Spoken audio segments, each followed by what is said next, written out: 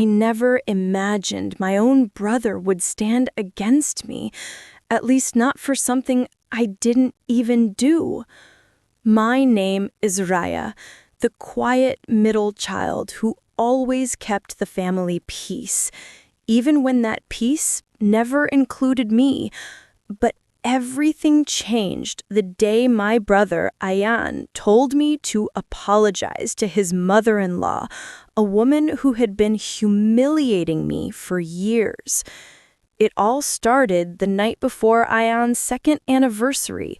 The house was full of noise, guests, laughter, and that particular chaos that only my family could produce. I stayed in the kitchen helping Abida Auntie, the caterer, because I knew the living room wasn't a safe zone for me. Ayan's mother-in-law, Shagufta Begum, hated me for speaking too boldly. Her version of bold meant I once corrected her when she casually lied about me to impress her relatives. The disaster began when she entered the kitchen and saw me carrying a tray of drinks. "Don't touch the glasses with your hands," she snapped. "Your energy is too bitter. You'll ruin the evening." I ignored the sting and simply nodded. But then she stepped closer, looked at me from head to toe, and whispered loud enough for the staff to hear. "No wonder no one wants to marry you. Look at your face. The world only remembers girls who bring honor, not sadness." Something inside me trembled. Not broke, trembled. Because I was done breaking long ago.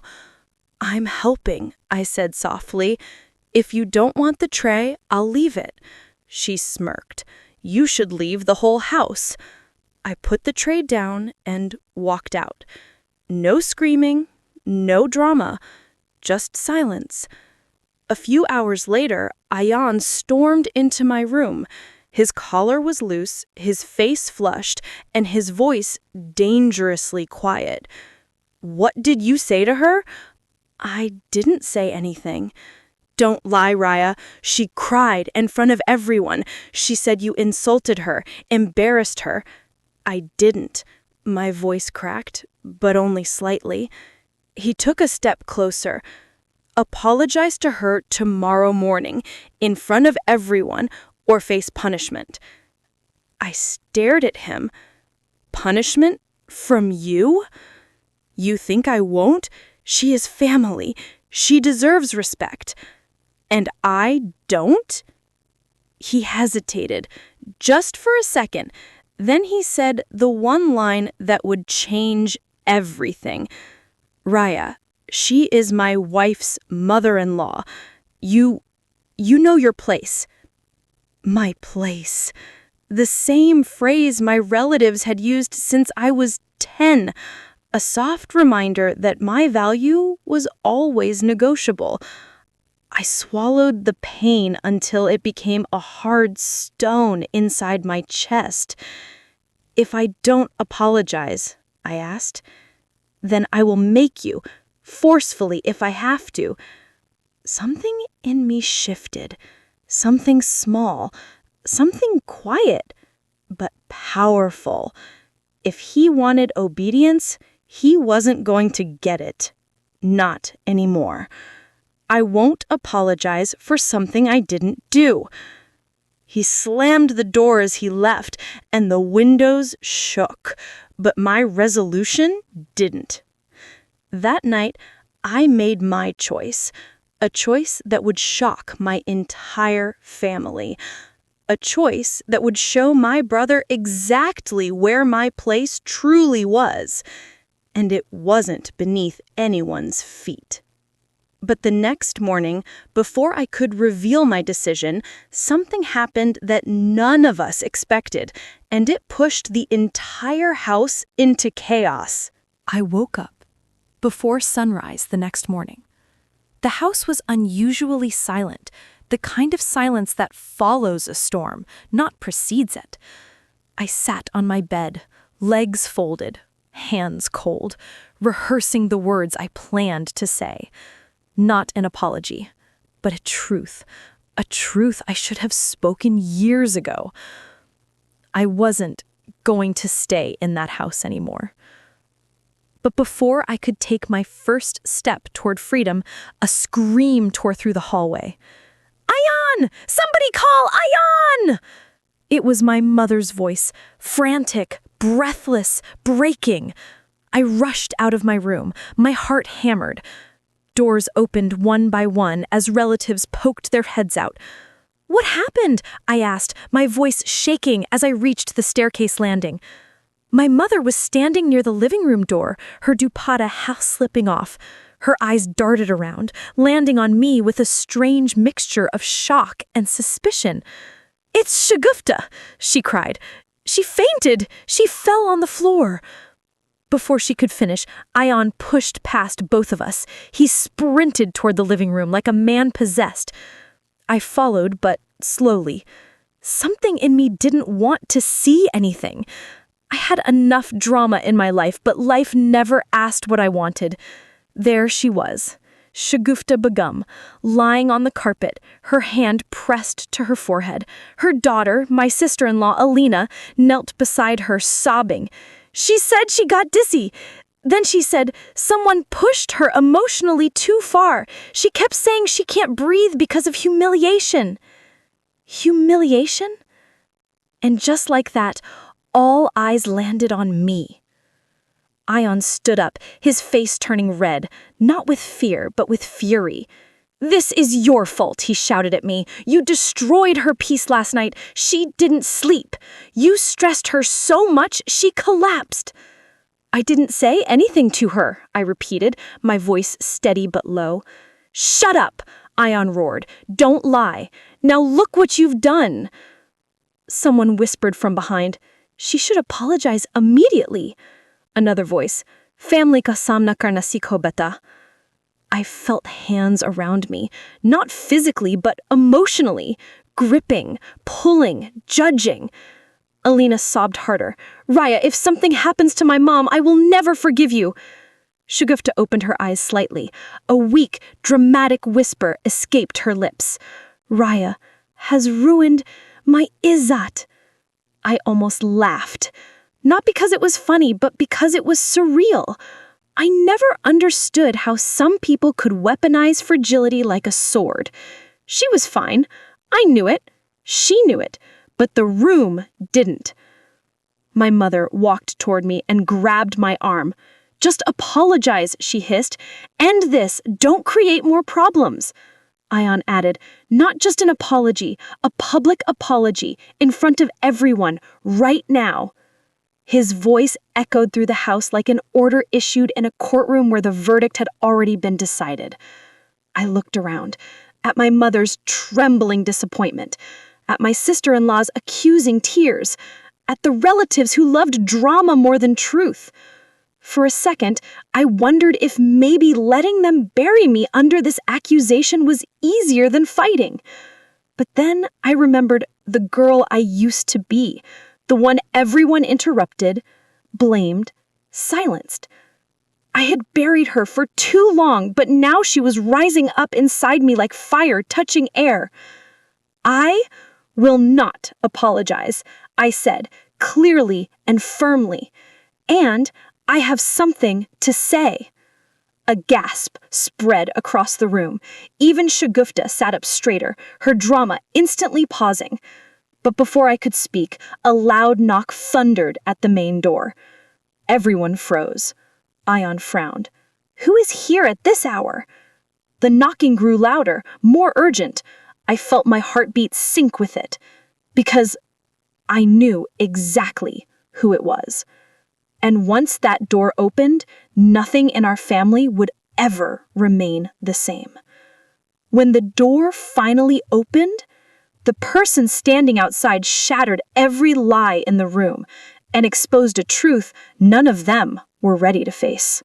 The knocking grew louder, echoing through every room like thunder, banging against the walls. Ayan marched toward the main door with heavy, irritated steps.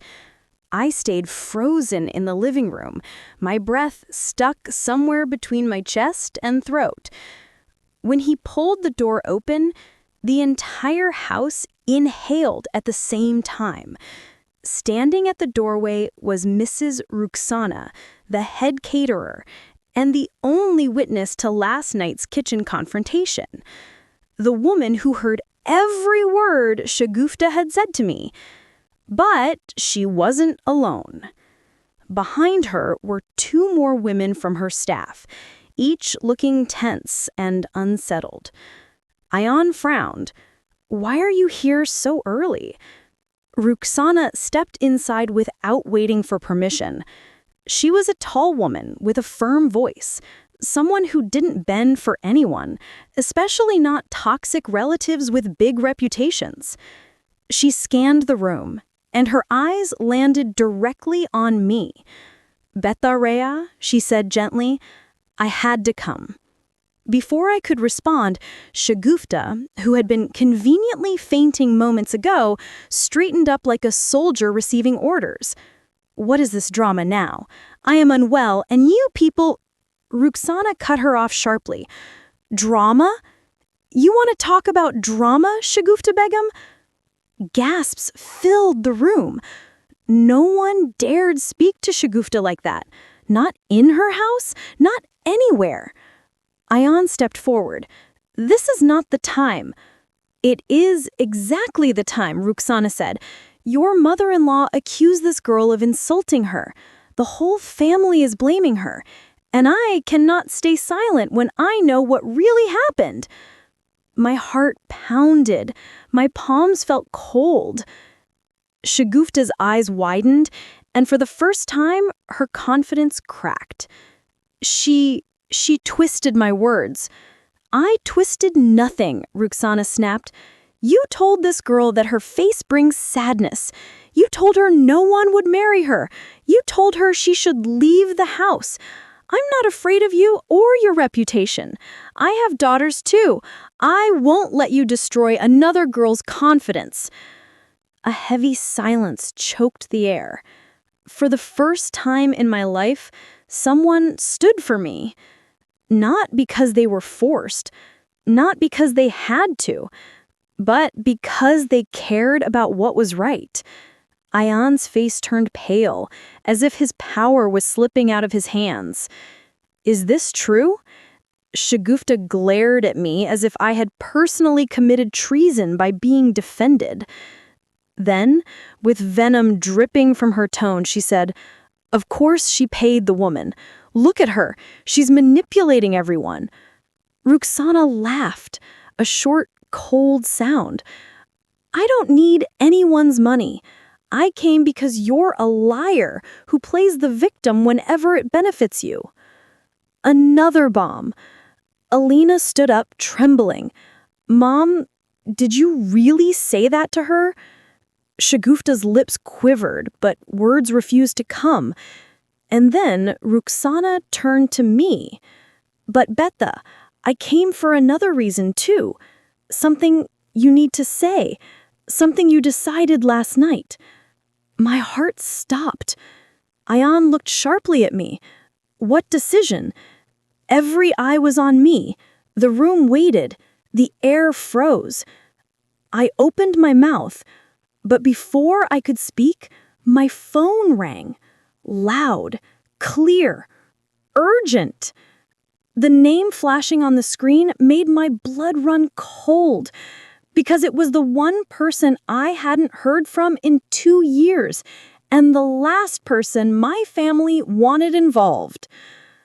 The ringtone sliced through the suffocating silence like a blade. Everyone turned toward me, as if the sound itself was a confession. My hands shook as I picked up the phone, and the moment I saw the name on the screen, my throat tightened.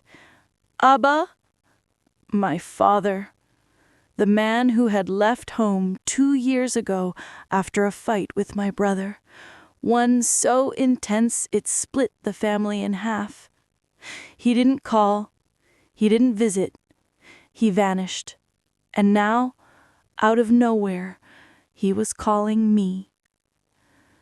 I swallowed, pressed the phone to my ear, and whispered, "Assalamu alaikum, Abba."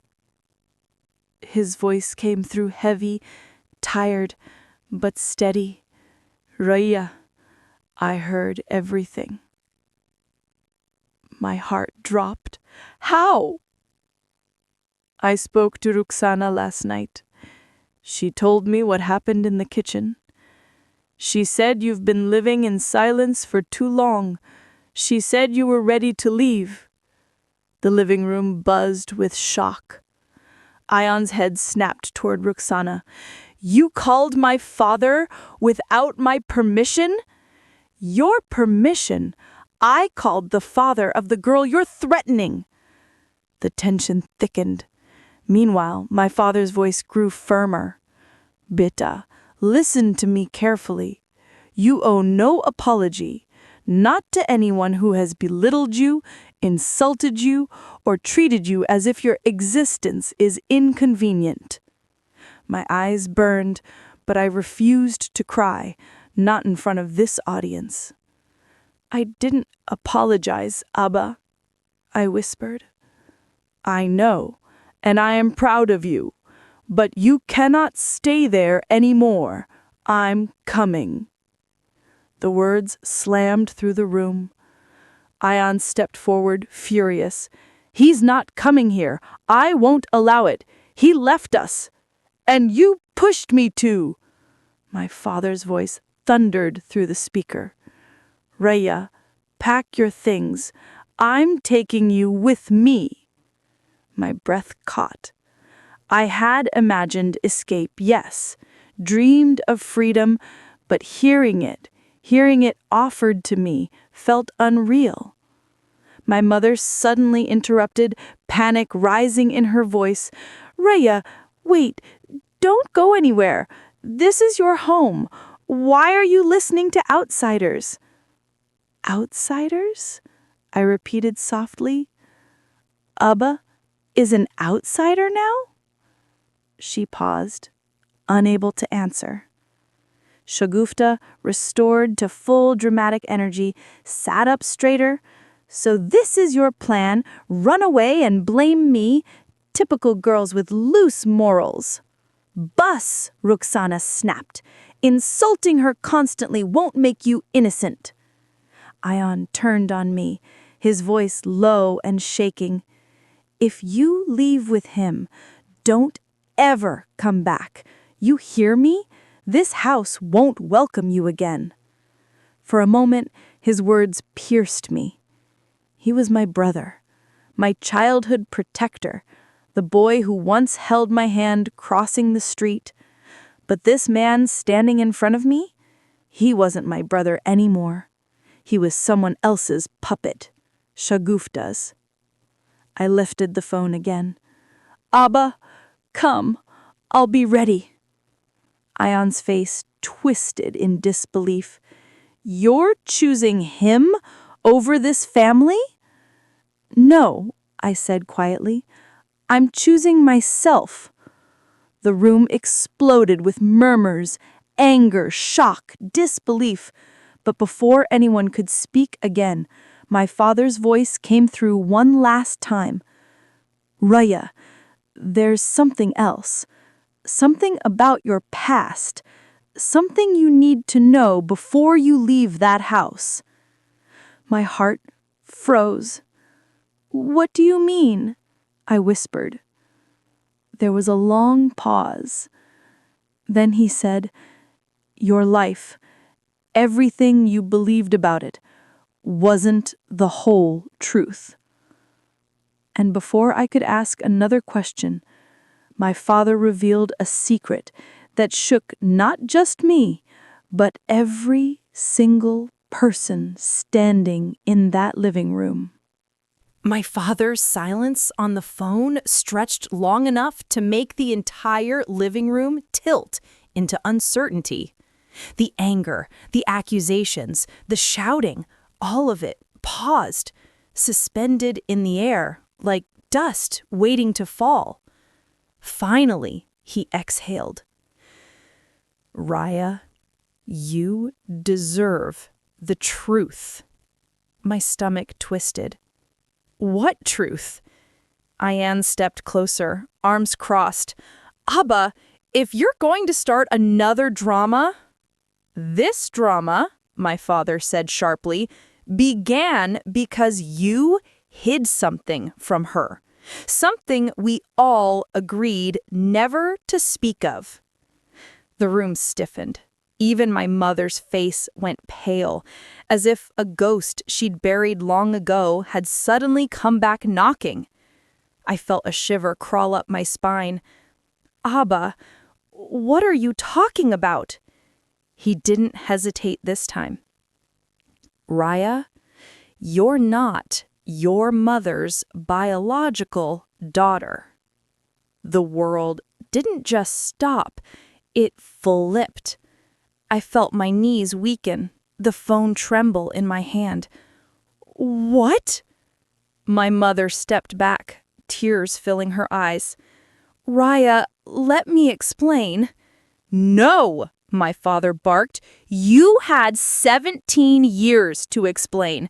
Today, she deserves to hear the truth. My mother covered her face with her hands and cried. It wasn't the cry of a guilty person.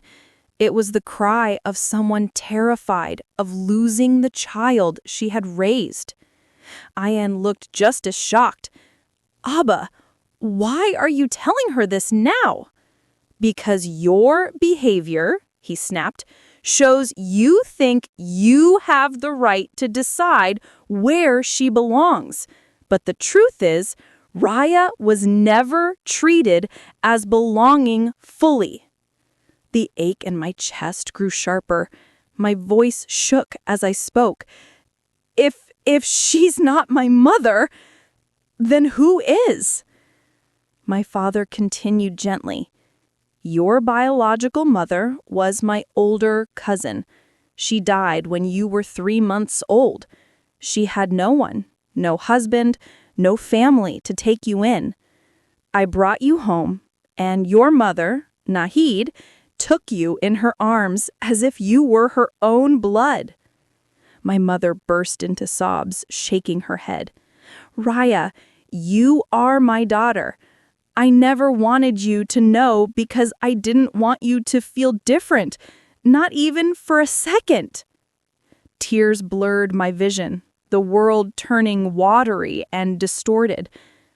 If this was supposed to answer something, it only opened more questions. Then why was I always treated differently? I whispered. My mother's sobs grew louder. But my father answered with brutal honesty. Because some people in this house, his tone sharpened, never accepted you fully. Not Nahid. She loved you. But the rest, they whispered, they judged, they compared. And you grew up thinking their behavior was normal. Ayan's face drained of color.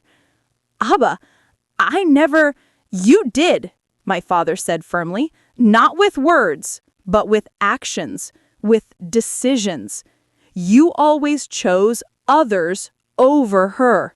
Even now, forcing her to apologize to someone who disrespected her?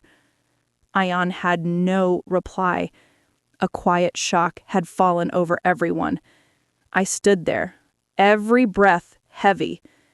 Everything made sense now. Every comment, every dismissal, every moment someone said, Raya is different. I wasn't different. I was just never fully theirs. And there's more, my father added. My head snapped up, heart pounding again.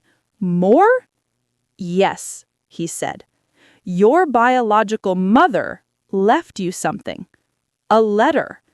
And I think now is the time you read it. Gasps filled the room. A letter? From a woman I couldn't even remember? And I'm bringing it with me.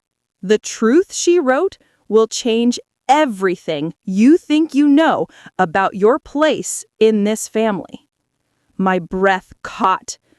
"But before I arrive," he added, "I need to tell you something else.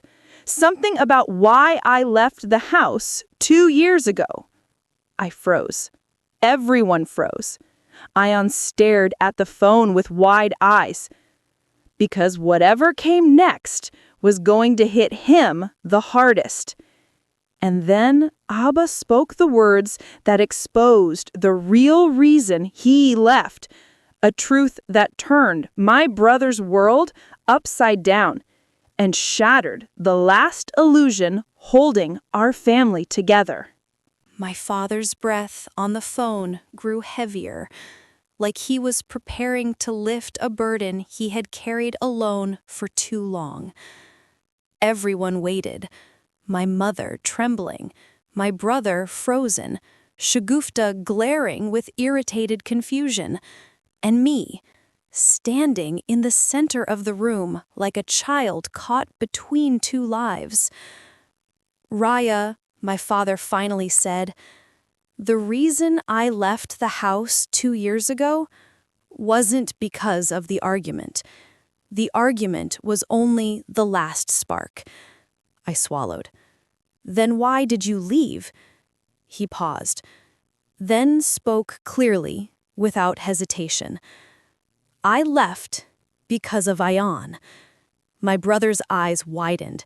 "What? Me? I didn't... Abba, you're blaming me for..."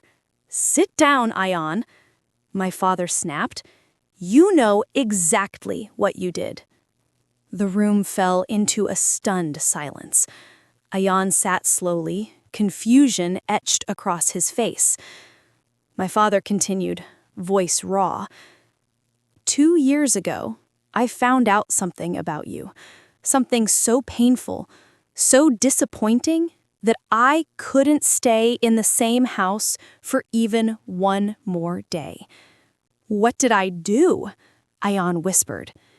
"You cut off Raya's inheritance." My mouth fell open. Inheritance? My father's anger surged through the phone. "The property I set aside for Raya, her education fund, her savings, her security, you moved it illegally. When I confronted you, you said it was better used for family expenses. But we both know whose family you meant." Ion's face turned white. My father's voice hardened. "You used your sister's future to impress your in-laws, to buy gifts, to show you were a big man. You betrayed your own blood to win approval from people who don't care about you unless they're benefiting." My gaze slid to Shagufta, her lips pressed together, eyes avoiding everyone. My father continued, "That night, I told you that if you didn't restore Raya's funds, I would cut ties. And instead of apologizing, you shouted that Raya wasn't even our real daughter, that she didn't deserve anything." My heart cracked. My brother said that to my father? Ion shook his head violently. "I was angry. I didn't mean it. I never..." "You meant it," my father said. "And Nahid cried the entire night because of your words." My mother wiped her tears, unable to look at me. My father continued, "When I realized my son didn't value the daughter I raised with my own hands, I knew I had failed as a father. So I left. Not because I didn't care, but because staying under the same roof as such betrayal was impossible." Ion covered his face with both hands. "Abba, I'm sorry." "Sorry?" my father echoed. "You're sorry now? When she's packing her bags? When the truth threatens to expose you?" I felt my lungs struggling, like the air itself had become too thick. Ion looked at me desperately, Raya, please. You know I love you.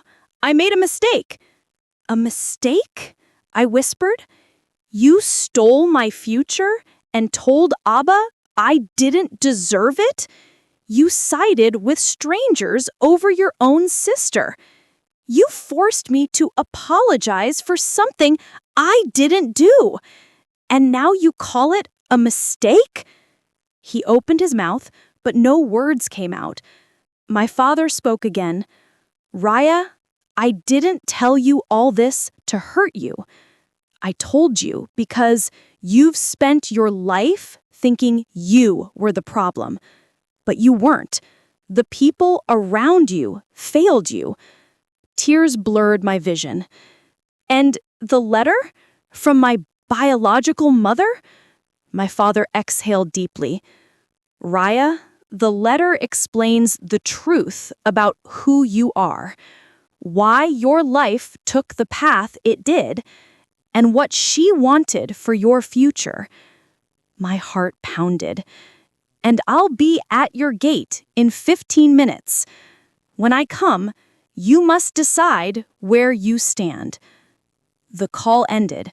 The house was silent, but only for a moment, because then someone grabbed my wrist, someone I never expected. A voice whispered urgently, Raya, don't leave, not until you hear my truth. I turned around slowly. It was my mother, and the look in her eyes told me her truth might change everything again. My father's breath on the phone grew heavier, like he was preparing to lift a burden he had carried alone for too long.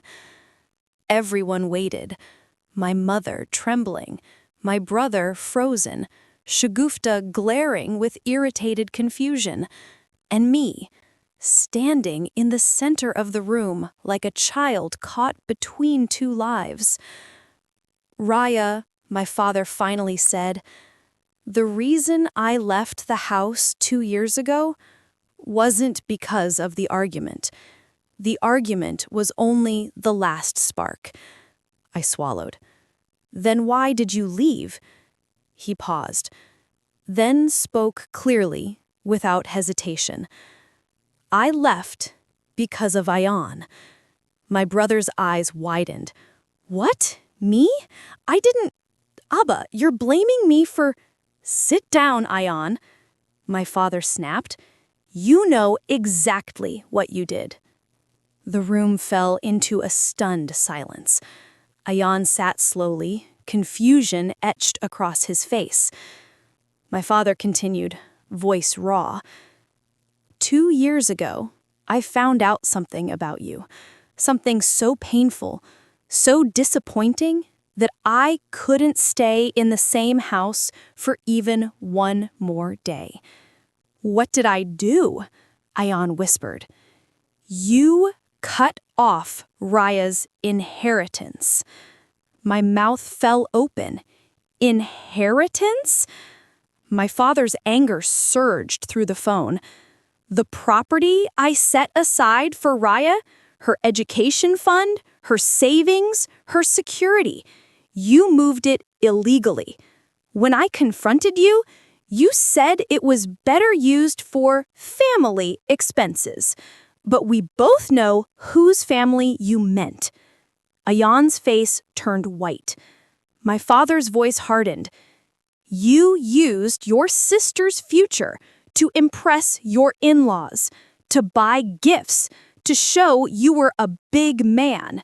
You betrayed your own blood to win approval from people who don't care about you unless they're benefiting.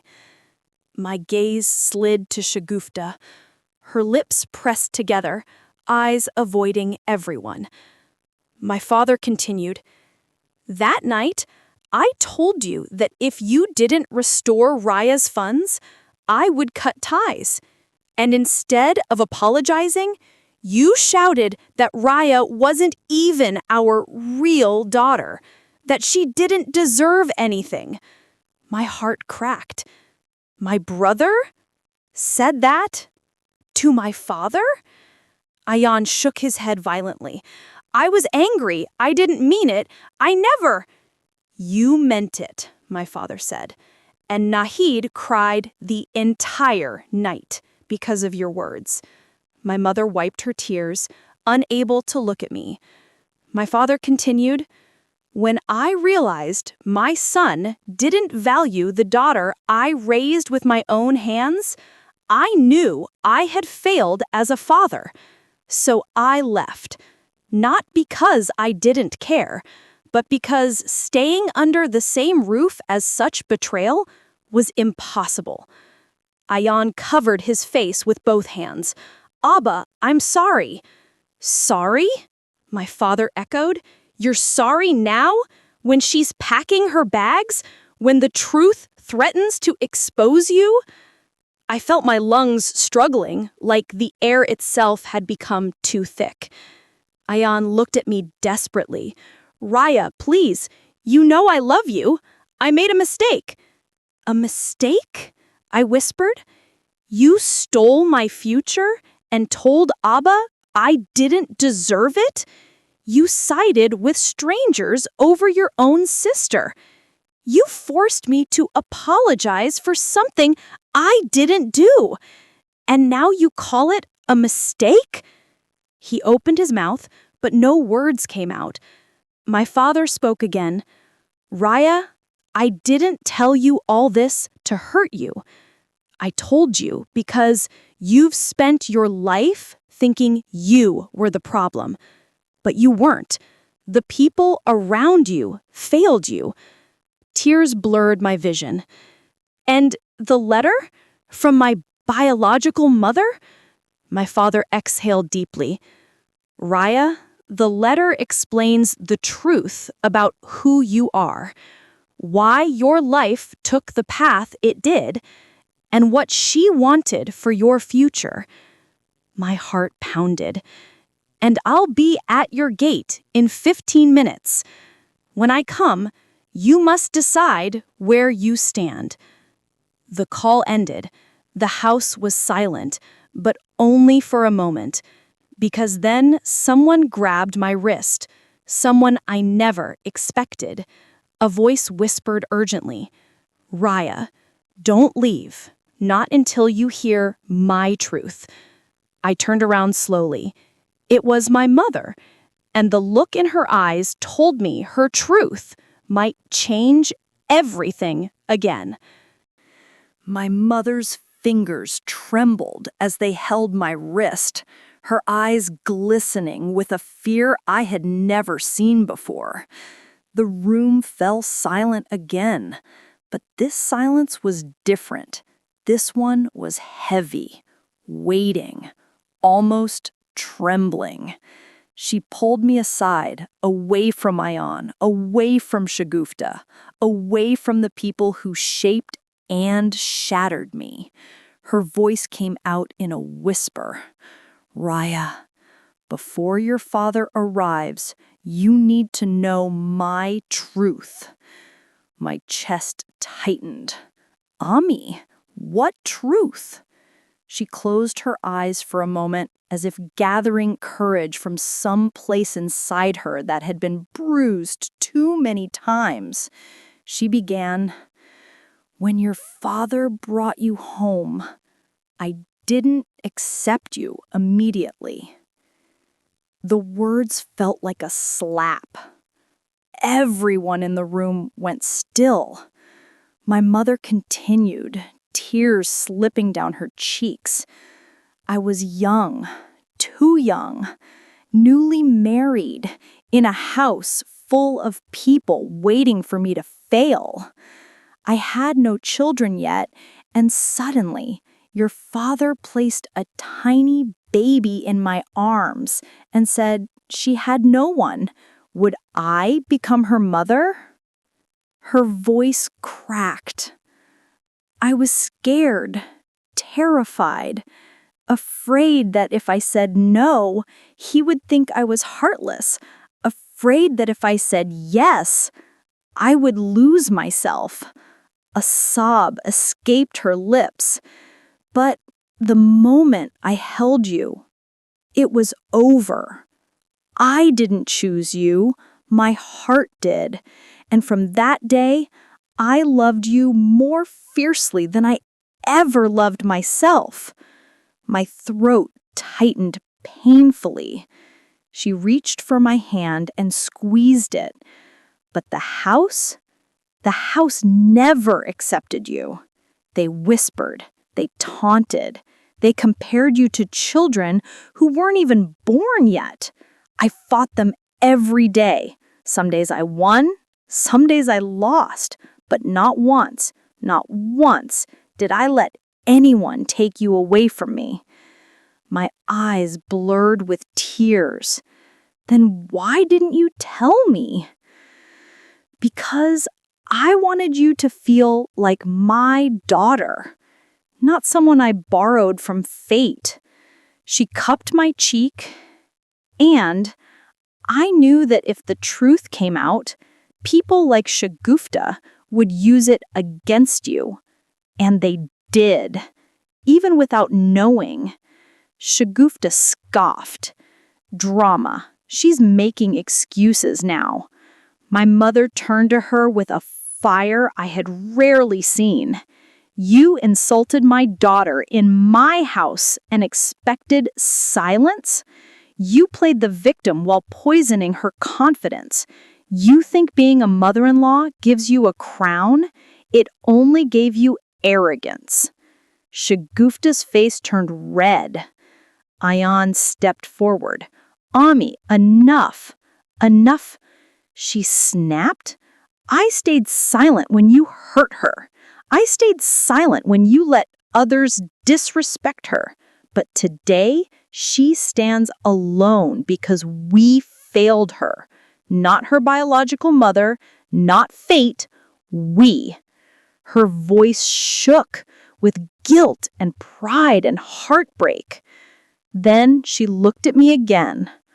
Raya, I didn't know your father had a letter, but I knew he left because what Ayan did broke him, broke all of us. I wanted to tell you, I wanted to explain, but every time I tried, I looked at you and thought, what if the truth hurts her more than the lie? Tears streamed down my face. Ami, I don't know what to feel. She took my face into both her hands. Feel whatever you need to, but know this. Biological or not, you are my daughter, my heart, my pride, my child. For the first time in years, I felt the truth in her voice. A car horn echoed from outside. Everyone turned. He's here, my mother whispered. My father, with the letter, with the truth, with the freedom I had been craving. I looked around the room. The people who betrayed me, silenced me, blamed me, and the one woman who stood by me even when she was drowning. Then I exhaled slowly. I'm leaving, I said. Ayan gasped. Raya, please! But not forever. I'm leaving to find myself, to read that letter, to understand my past. And when I return, if I return, it will be on my terms. My mother nodded, tears falling. That's all I want. I walked to the door. For the first time in my life, my steps felt like my own. My father opened his arms, and I walked towards a future that finally belonged to me.